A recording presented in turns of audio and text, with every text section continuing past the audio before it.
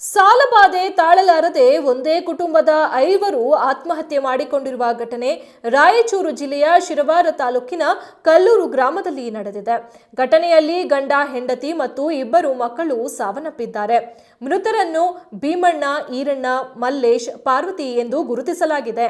ಇನ್ನು 23 ವರ್ಷದ ಮಲ್ಲಮ್ಮ ಎಂಬುವರ ಸ್ಥಿತಿ ಗಂಭೀರವಾಗಿದ್ದು ರಿಮ್ಸ್ ಆಸ್ಪತ್ರೆಗೆ ದಾಖಲಿಸಲಾಗಿದೆ.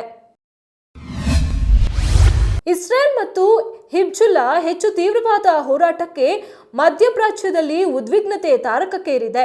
ಹಿಜ್ಬುಲ್ಲಾ ಗುರುವಾರ ತಡರಾತ್ರಿ ಇಸ್ರೇಲ್ನ ಪಶ್ಚಿಮ ಗೆಲೇಲಿಯಾದ ಮೇಲೆ ರಾಕೆಟ್ಗಳ ಸುರಿಮಳೆಯನ್ನೇ ಸುರಿಸಿದೆ ಎಂದು CNN ವರದಿ ಮಾಡಿದೆ. IDF ಅನ್ನು ಉಲ್ಲೇಖಿಸಿ ಕೇವಲ 5 ರಾಕೆಟ್ಗಳು ಮಾತ್ರ ಇಸ್ರೇಲ್ಗೆ ಪ್ರವೇಶಿಸಲು ಸಾಧ್ಯವಾಯಿತು ಮತ್ತು ಯಾವುದೇ ಹಾನಿ ಅಥವಾ ಗಾಯಗಳಾಗಿಲ್ಲ ಎಂದು ವರದಿ ಮಾಡಿದೆ.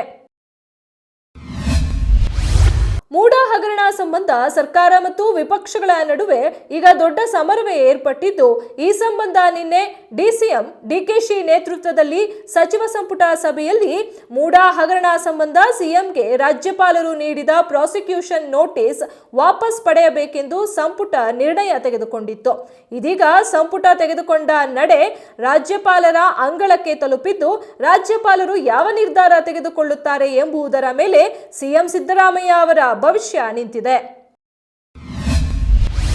ಭಾರೀ ಮಳೆಯಿಂದ ಉಂಟಾದ ಭೂಕುಸಿತದಿಂದ ಕೇರಳದ ವಯನಾಡ್ ಜಿಲ್ಲೆಯಲ್ಲಿ ಸಾವನ್ನಪ್ಪಿದವರ ಸಂಖ್ಯೆ 308ಕ್ಕೆ ತಲುಪಿದೆ. ಇನ್ನು 300 ಮಂದಿ ನಾಪತ್ತೆಯಾಗಿದ್ದಾರೆ ಎಂದು ಅಧಿಕಾರಿಗಳು ತಿಳಿಸಿದ್ದಾರೆ.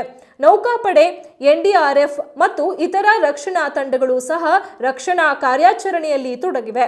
ಇದುವರೆಗೆ 100 ಜನರನ್ನು ರಕ್ಷಿಸಿ ಸುರಕ್ಷಿತ ಶಿಬಿರಗಳಿಗೆ ಸ್ಥಳಾಂತರಿಸಲಾಗಿದೆ ಎಂದು ಅಧಿಕಾರಿಗಳು ತಿಳಿಸಿದ್ದಾರೆ.